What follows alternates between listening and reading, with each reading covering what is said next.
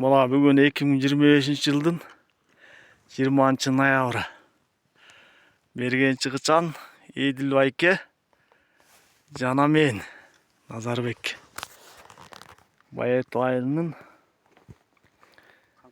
Каңкылдак участкасынан 2 карышкыр атылды.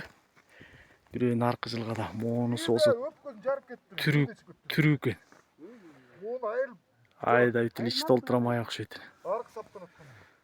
Мына түрүү болуп атат эле. Турбайт кене.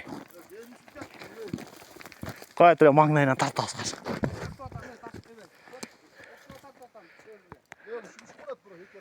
Мына түрүү карышкыр килеген. Көк чал экен. Колда кетти антыр. Өлөлө экен, бул карап атат, атчай башкалай. Башкалатчы. Коюп тур, кайып кетпесин. Тийбей кал.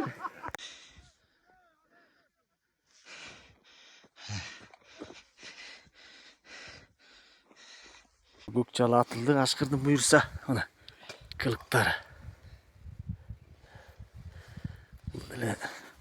О, канчык. Бул канчык деле лай жашап салган окшойт. Мунун кылыктары деле табылды экен. Мына Байету айылынын Каңкылдак участкасы.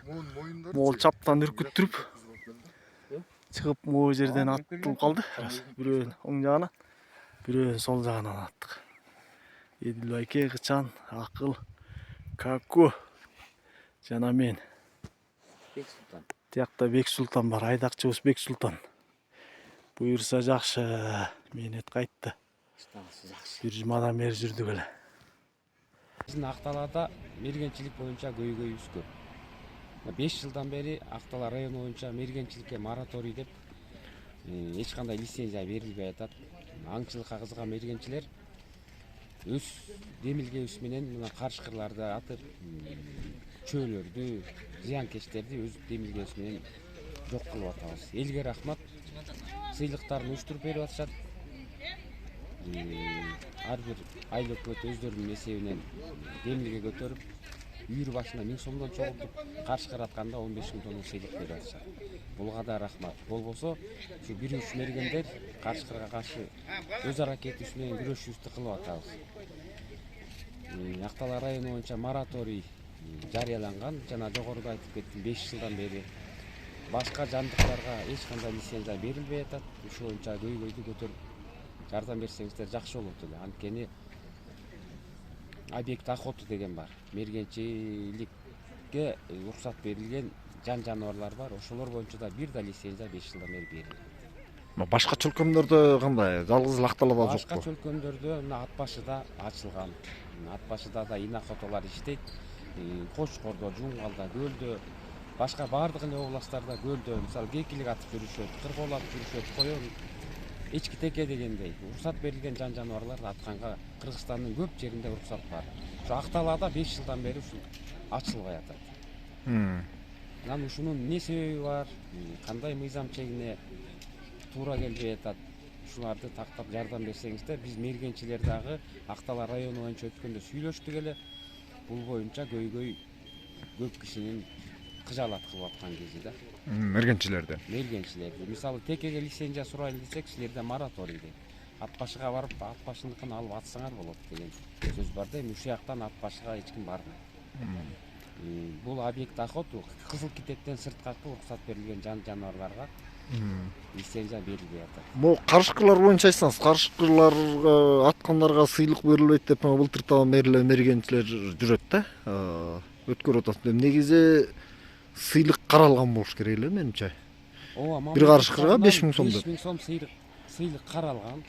Бул дагы өзүнчө бир бийлик бутагында бир бюрократташып кеткенби? Анткени акталалыктар мен деле былтыр өзүм дарыгер болуп иштейм.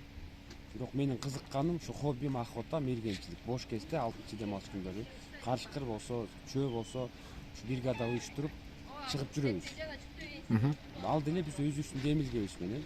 Анан атып алганда кээде карышкырларга бирка басылбай калат. Анткени Акатабек бөлөк айылда жашайт.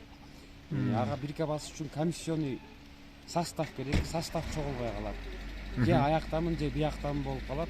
Ушуну да жеңилдетип берсеңиздер жакшы болот эле. Толтура кашкырлар атылат, убагында бирка басылбай калат, же чирип кетет, же сатылып кетет. Анткени анда аткандан кийин эме кылыш керек да. Кардарын таап бериш керек. Терисин бирөө алып кетет, этин бирөө алып кетет, боорун бирөө алып кетет дегендей. Азыр сиздер карышкыр атууга чыгып атасыздар, бирок баягы элдин кайрылуусунун негизинде эле чыгып атасыздар да. Азыр биз лицензиябыз жок. Негизи мыйзам чегинде бул кокус биздин артыбыздан түшө турган болсо, мыйзамга туура эмес. Бирок элдин малы кырылып атат. Бизде малдан бөлөк актай турган нерсе жок. Алмабыз жок, коонубуздарыбыз жок, өрүгүбүз жок дегендей. Элдин 90% мал менен камтылат. Анан малды кырып атат, жеп атат. Мына ар бир айыл өкмөттө, ар бир айылда ызылдаган киши толтура. Бир бодоңду жеп кетсе эле 100 миң. Бирөө 600 миңге атап келсе, жеп кетсе, мисалы 600 миң дегендей нерсе да. Анан ушу лицензия берүү жагын жеңилдетип берсе. Болбосо биз айыл өкмөттөн ушундай мал чарбачылыгы боюнча аграрный жагынан эле кагаз алып эле айыл өкмөттүн уруксаты менен болуп эле чыгып атабыз. Негизи бул мыйзамсыз нерсе да. Анткени айыл өкмөттүн мергенчиликке эч кандай тиешеси жок. Мал чарбачылыгы жагына байлап эле ошого такап атабыз бизди. Ката бетибизге кармай турган кагаз болсун деп. Эл бизди көтөрмөлөп, аткыла окуй зыян болуп атат, аракетиңерге рахмат деп сыйлыгын берип атат. Ага рахмат. Анан ушу мамлекет жагынан официально колдоо жок болуп атат. Илгери деген Охот союз деген бар эле. Охотниктер келип, айыл өкмөт менен алгачта колхоз кесилет. Договор түзүп, анан кашкырларды атып берчү. Эми ал баары жоюлуп кетти. Бирок мен өзүм иликтедим эле. Ар бир айыл өкмөткө 100 миң сомдон мергенчиликке деп бөлүнчү. Ал акча кандай каяка кетип атат? Белгисиз. Белгисиз анда. Каяка ким каяка жүрүп атат? Биз таза эле өзүбүздүн демилгебиз менен, анан могу малчылардын, жылкысы барлардын, топозу барлардын демилгеси менен, өз күчүбүз менен эле ушу баарын каржылап атып атабыз.